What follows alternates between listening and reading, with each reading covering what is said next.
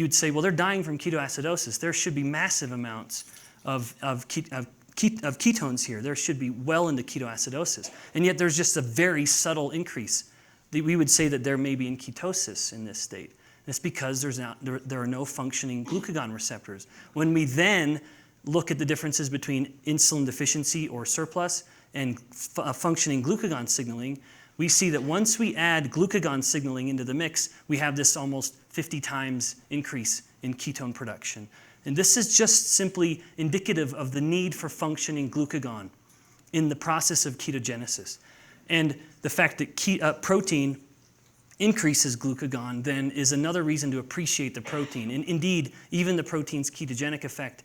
And this was highlighted by one of my other academic heroes, Dennis McGarry, where he mentions that glucagon is the primary driver of ketogenesis in the liver.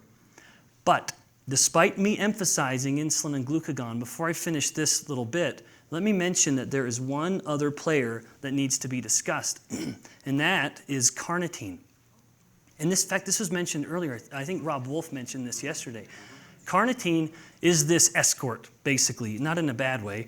It is escorting the lipid into the mitochondria, allowing the lipid to be oxidized. And just as a reminder, we must have a lipid be oxidized for it to then be ketogenic. We have to get down, cleaving off those pieces, those two little pieces of carbons at a time, and then that turns into acetyl-CoA, and then that gets turned into the ketone that we know and love. So we have to have sufficient carnitine to escort the lipid into the mitochondria and induce the oxidation, and then we have the magic of ketogenesis.